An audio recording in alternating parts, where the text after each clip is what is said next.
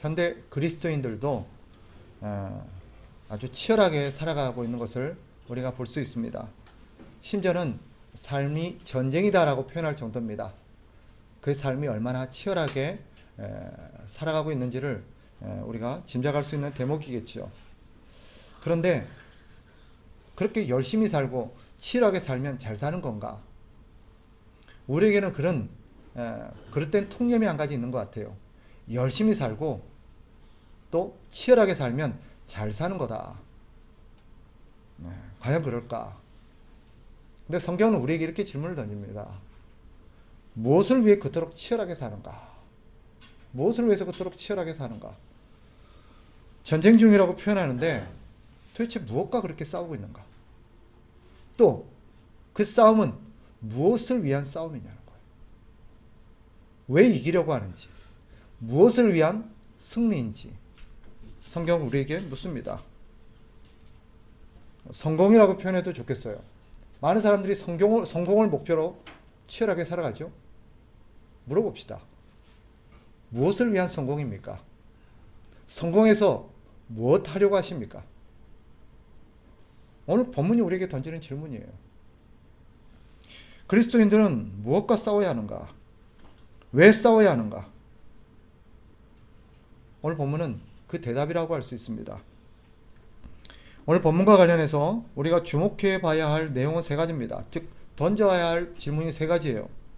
첫째는 다윗에게 골리앗은 어떤 존재였을까 하는 것입니다. 다윗에게 골리앗은 도대체 어떤 존재였을까? 두 번째는 골리앗과 싸운 다윗의 무기가 뭐였냐 하는 거예요. 세 번째로 다윗은 무엇을 위해서 싸움에 나섰는가? 왜 이기려고 했는가? 이겨서 무엇을 의도한 것인가?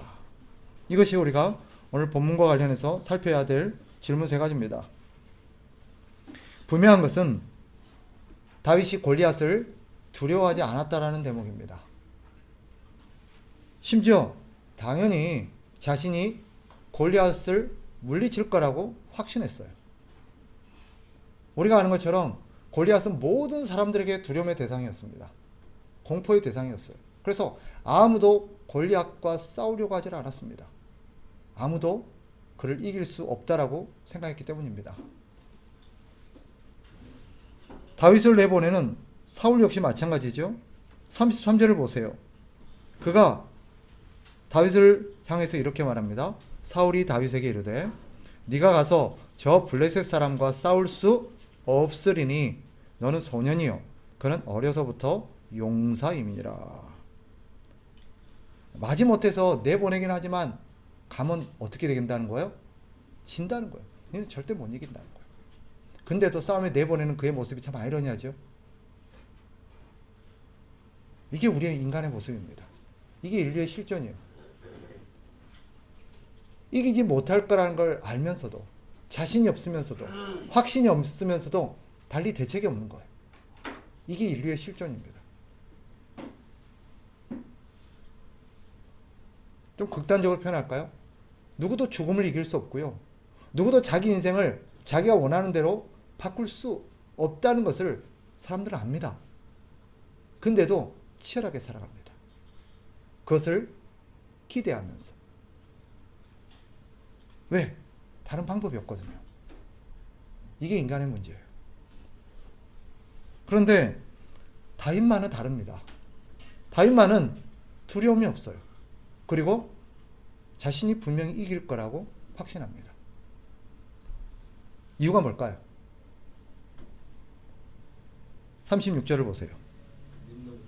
36절 이렇게 말하죠. 주의 종이 사자와 곰도 쳤은즉 살아계시는 하나님의 군대를 모욕한 이 할례받지 않은 블레셋 사람이리까 그가 그 짐승의 하나와 같이 되리이다. 다윗에게 골리앗은 어떤 존재예요? 그저 물리쳐 심판해야 될 짐승과 같은 존재예요. 그를 뭐라고 표현합니까? 할례받지 않은 존재라고 그래요. 할례받지 않는 존재. 무슨 말일까요? 본문에서 할례받지 않는 존재라는 것은 두 가지 의미를 담고 있습니다. 하나는 하나님을 대적하는 존재라는 뜻이. 하나님과 하나님의 백성들을 대적하는 존재. 두 번째는 하나님의 심판을 받아 마땅한 존재라는 뜻입니다. 이게 할례받지 않은 자라는 표현 안에 담겨있는 메시지입니다. 다윗은 그 표현 속에 어떤 의미를 담고 있어요?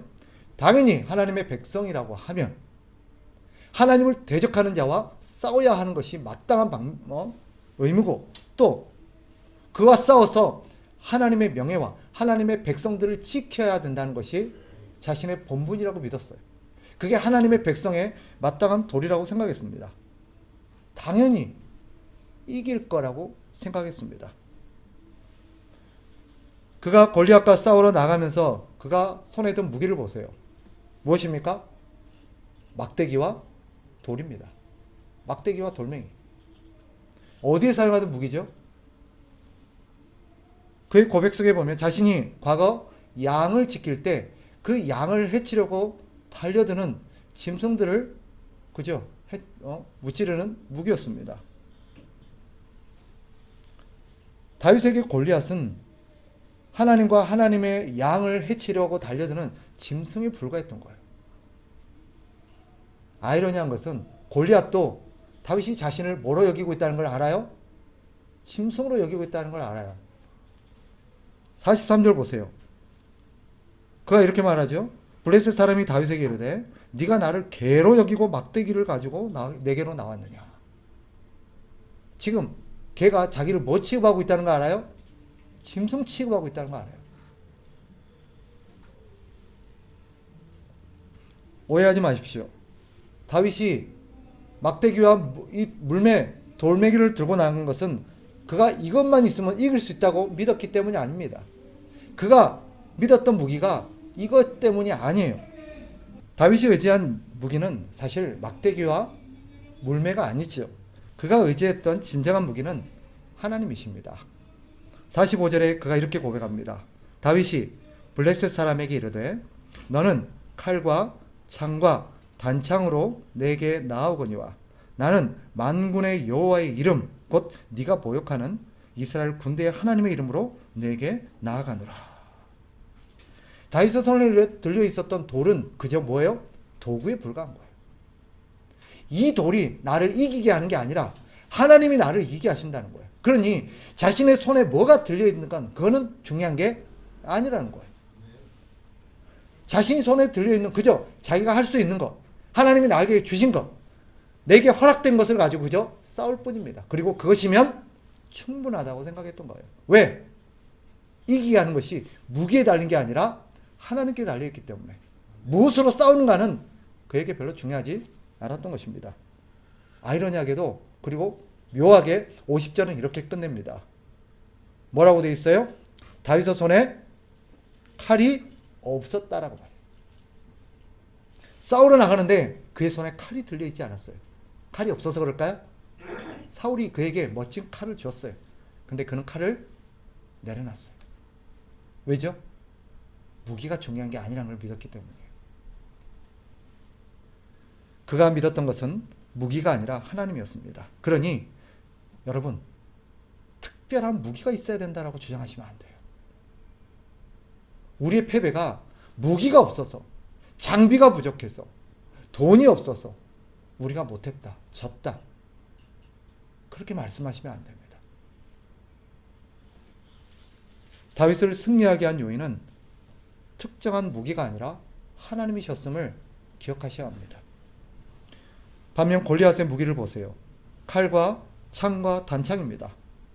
당시로서는 막강한 무기고 최강의 무기고 최첨단의 무기라고 할 수 있습니다. 우리가 저는 문맥을 알지요? 당시 철기 문화가 도래해서 그 철기 문화로 무장했던 것은 블레셋밖에 없었습니다. 당시로는 최첨단 무기였어요. 그러나 오늘 본문을 보세요. 그는 이 무기를 믿고, 골리앗은 자신의 장비와 무기를 믿고 자기의 어떤 신체적인 능력을 믿고 큰 소리를 치죠. 다윗을 조롱하고 무시합니다. 당연히 자기가 이길 거라고 생각했어요. 그런데 그 막강한 무기가 짐승을 때려잡는 하찮은 돌멩이에 의해서 무너집니다. 뭐 때문이죠? 무기의 차이입니까? 전략의 차이입니까? 아니에요. 하나님 때문입니다. 오늘 본문이 우리에게 보여주는 진리가 무엇입니까? 다윗이 말하죠. 47절을 보세요. 47절 같이 한번 읽어봅시다. 다 같이 시작. 또 여호와의 구원하심이 칼과 창에 있지 아니함을 이 무리에게 알게 하리라. 전쟁은 여호와께 속한 것인즉 그가 너희를 우리 손에 넘기시리라. 아멘. 이기고 지는 것이 무기에 달린 게 아니라 하나님께 달렸다라고 선언합니다. 골리앗도 그렇고 그 자리에서 벌벌 떨고 있었던 하나님의 백성들도 이기고 지는 것이 어디에 달렸다고 생각했던 거예요? 무기, 장비, 세력, 사람의 숫자, 갖고 있는 어떤 물량들, 물자들이 달려있다고 생각했어요. 그러니 한쪽에서는 당연히 이길 거라고 생각했고 한쪽에서는 당연히 질 거라고 생각했던 거예요. 그런데 다윗이 그 사이에 서서 뭐라고 선포합니까?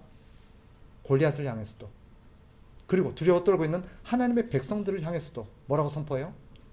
이기고 지는 것이 여호와의 손에 달려있다. 사람도 무기도 특별한 방법도 아닙니다. 그래서 예수 그리스도께서 복음서에 보면 제자들을 향해서, 주님을 따르는 그런 백성들을 향해서 뭐라고 말씀하십니까? 이렇게 말씀하십니다. 누가복음 12장 5절 마땅히 두려워할 자를 내가 너희에게 보이리니 곧 죽인 후에 또한 지옥에 던져넣는 권세 있는 그를 두려워하라. 내가 참으로 너희에게 이르노니 그를 두려워하라. 마태복음 10장 28절입니다. 몸은 죽여도 영혼은 능히 죽이지 못하는 자들을 두려워하지 말고 오직 몸과 영혼을 능히 지옥에 멸하실 수 있는 이를 두려워하라. 우리가 진짜 두려워해야 될 분이 누구냐? 사람도 돈도 아니에요. 하나님이십니다. 오늘 성경은 우리에게 묻고 있는 거예요. 너희는 누구를 두려워하느냐? 뭘 두려워하냐는 거예요. 왜 아무것도 못하고 있느냐? 왜 벌벌 떨고 있느냐? 하나님의 백성으로서 왜 마땅히 해야 될 일을 하지 못하고 있느냐라고 이 다윗을 통해서 질문하고 있는 것이고, 그 다윗을 통해서 대답하고 있는 것입니다. 아무리 힘이 있고 강하다 할지라도 예수 그리스도를 대적하는 자는 멸망의 존재일 뿐이고 한낱 멸망받아 마땅한 짐승에 불과하다는 것을 오늘 성경이 선언하고 있어요. 그 이상도 그 이하도 아닙니다. 이것이 다윗이 가지고 있었던 믿음입니다. 이것이 오늘 성경이 우리에게 요구하시는 믿음입니다. 너희는 뭘 믿고 있냐? 뭘 믿고 살아가느냐? 뭐가 있어야 된다고 생각하고 무엇이 너희를 승리하게 할 것이며 너희가 무엇을 위해서 지금 싸우고 있느냐라고 묻고 있는 거예요. 그러니 여러분, 사람을 두려워하지 마세요. 특정한 무기도 두려워하지 마십시오. 그 어떤 세력도 권세도 하나님을 능가할 수는 없습니다. 하나님을 뜻을 거스르고 하나님을 물리치고 하나님의 백성들을 해칠 수 없어요. 하나님이 지키시면 누가 감히 하나님의 백성들을 건들 수 있겠습니까? 바울이 말하죠. 로마서 8장 38절 39절 내가 확신하노니 사망이나 생명이나 천사들이나 권세자들이나 현재일이나 장래일이나 능력이나 높음이나 깊음이나 다른 어떤 피조물이라도 우리를 우리 주 그리스도 예수 안에 있는 하나님의 사랑에서 끊을 수 없으리라. 아멘 하시기 바랍니다. 네, 아멘이죠. 하나님이 지키시는데, 하나님이 함께 하시는데 누가 그를 이길 수 있으며 누가 하나님의 손에서 우리를 빼앗을 수 있겠습니까? 그렇다면 우리는 질문을 던져야 돼요. 다윗이 싸우려고 했던 목적은 뭐냐는 거예요. 왜 골리앗을 무너뜨리려고 했고 왜 싸워서 이기려고 했느냐? 자신의 명예 때문이 아닙니다. 왕의 사위가 될 수 있는 길이기 때문도 아닙니다. 그에 따르는 부상으로 권력이나 어떤 부가 주어지기 때문도 아닙니다. 오늘 다윗이 선언해요. 내가 지금 이 싸움을 싸우러 나가는 목적, 내가 너를 너 골리앗을 물리쳐야 되는 목적이 무엇인지 분명하게 선언합니다. 46절, 47절로 가보세요. 중요한 대목이라서 우리가 한번 같이 읽어봤으면 좋겠습니다. 46절, 47절 다 같이 시작. 오늘 여호와께서 너를 내 손에 넘기시리니 내가 너를 쳐서 내 목을 베고 블레셋 군대의 시체를 오늘 공중의 새와 땅의 들짐승에게 주어 온 땅으로 이스라엘의 하나님이 계신 줄 알게 하겠고 또 여호와의 구원하심이 칼과 창에 있지 아니함을 이 무리에게 알게 하리라. 전쟁은 여호와께 속한 것인지요 그가 너희를 우리 손에 넘기시리라. 거기다 줄을 꺼놓으셔도 좋겠어요. 46절 후반부에 온 땅으로 이스라엘의 하나님이 계신 줄 알게 하겠고, 이게 다윗이 지금 싸우고 있는 목적이에요. 온 땅으로 하나님이 살아계신 것을 보여주겠다는 거예요. 두 번째 40절 또 줄을 꺼내세요. 또 여호와의 구원하심이 칼과 창에 있지 아니함을 이 무리에게 알게 하리라. 정리해보면 두 가지죠. 온 세상으로 하나님이 살아계심을 내가 똑똑히 보여주겠다는 거예요. 두 번째는 뭐예요? 사람이 살고 죽는 것이 하나님의 손에 있다는 것을 내가 보여주겠다는 거예요. 정리해보면 하나님을 세상에 나타내고 온 세상으로 하나님을 두려워하며 하나님을 섬기도록 하게 하겠다는 것이 다윗의 목적입니다. 이걸 바울은 뭐라고 표현해요? 고린도전서 10장 31절에 한 단어로 표현합니다. 하나님의 영광을 위해. 하나님의 영광. 하나님의 영광을 위해서 산다는 게 뭐죠? 막연하지, 그죠?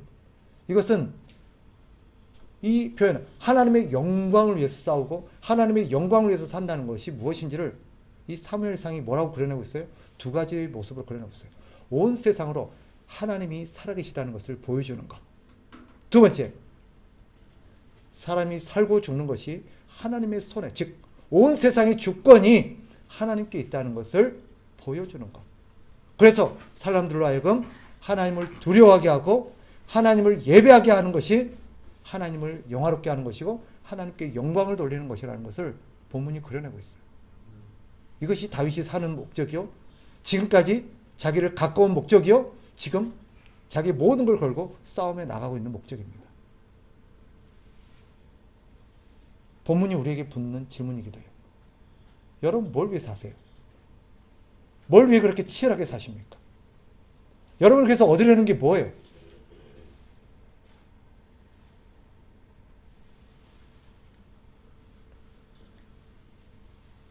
성경이 우리에게 주는 답이 무엇입니까? 우리는 무엇을 위해서 싸워야 합니까? 우리는요, 단지 생존을 위해서 사는 사람들이 아닙니다.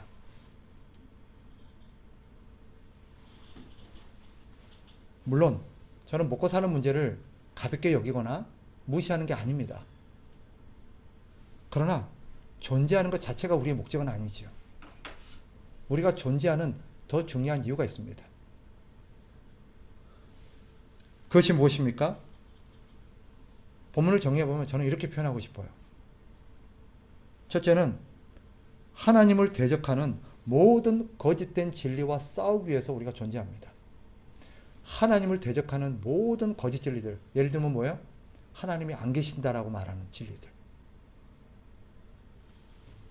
또 하나님이 계실지는 몰라도 이 세상에 개입하지 않고 있다는 것. 또 사람이 살고 죽는 것이 하나님이 아니라 돈에 달려있고 사람에 달려있고 특정한 방식에 달려있다고 주장하는 것들. 더 나아가서 우리는 하나님이 아니라 우리 자신을 위해서 살아야 된다고 하는 모든 거짓된 진리와 우리는 싸워야 합니다. 그게 우리가 살아가는 이유예요. 그게 우리가 치열하게 살아야 될 이유입니다. 두 번째로 더 나아가서 이런 세상을 향하여 거짓된 진리를 무너뜨리고 하나님을 무시하는 세상에서 사람들이 하나님을 경외하고 하나님께 예배하게 하기 위해서 우리는 살아야 합니다. 모든 사람들이 하나님 앞에 서고 하나님을 예배하는 그날까지 우리의 싸움이 계속돼야 돼요.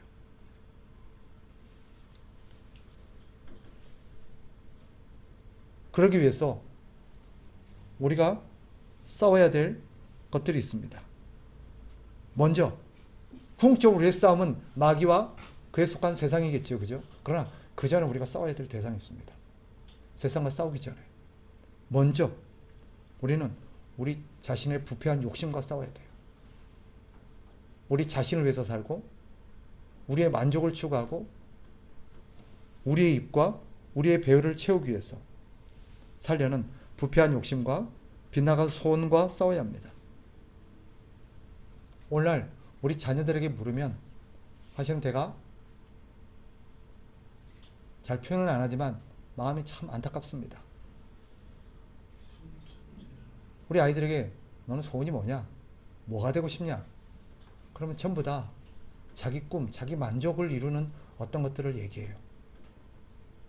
왜 그토록 치열하게 대학을 가려는지, 왜 그런 직업을 가지려는지 물어보면 그저 자신의 일신의 안위를 위해서입니다. 그 이상의 숭고한 목적이 없어요. 그 되면 뭐 할 건데? 사업가가 되고 의사가 되고 박사가 되고 대기업의 임원이 되면 그럼 뭐 할 건데?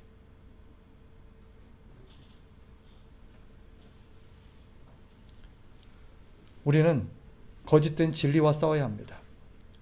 계속해서 세상은 우리에게 뭐라고 얘기해요? 너희 자신을 위해서 살아라. 너희가 제일 중요하다.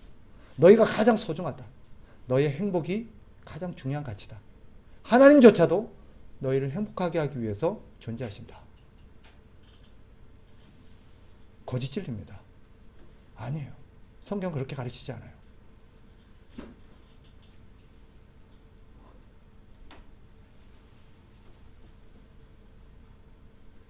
그리고 더 나아가서 우리는 우리 자신을 거짓된 진리로부터 지켜내고 우리를 거짓된 진리로부터 건져내야 되지만 또 나아가서 거짓 진리에 미혹당한 사람들을 하나님께로 인도하기 위해서 우리는 싸워야 합니다. 싸우라 그러면 그 사람들과 말씨름하고 막 그걸 말하는 게 아니죠. 우리는 그들의 함몰되어 있는 그들의 영혼을 사로잡고 있는 거짓된 진리와 싸워야 돼요. 그런 거짓된 진리로부터 그들을 설득하고 그들에게 납득시켜서 그들을 하나님께로 인도해내야 됩니다. 물론 우리의 말솜씨에 달린 게 아니죠. 우리의 어떤 전도 전략이나 방법에 달린 게 아닙니다. 모든 것은 하나님께 달려 있습니다. 그러나 하나님이 우리에게 주신 도구를 가지고 우리는 하나님의 나라와 진리를 위해서 싸워야 합니다. 이게 우리의 존재하는 이유입니다. 말씀을 정리하겠습니다. 다시 한번 스스로에게 질문해 보십시오. 나는 무엇을 위해서 그토록 치열하게 사는가? 무엇을 위해서 그렇게 열심히 달려가고 있고 열심히 공부하고 있고 열심히 일하는가? 가끔 저도 길을 잃을 때가 종종 있습니다. 창피한 얘기인데 목사가 돼가지고도 가끔은 길을 잃고 착각할 때가 있어요. 내가 지금 뭘 위해서 이렇게 열심히 일하고 있고 뭘 위해서 이렇게 치열하게 살지? 가끔은 내 생계를 유지하고 내 생계를 어떤 보장해 나가는 것이 마치 내 존재의 목적인 것이냐, 그렇게 내 인생의 가치가 와전되어지고 왜곡되어진 채 살아갈 때가 참 많이 있습니다. 솔직히 인정해요.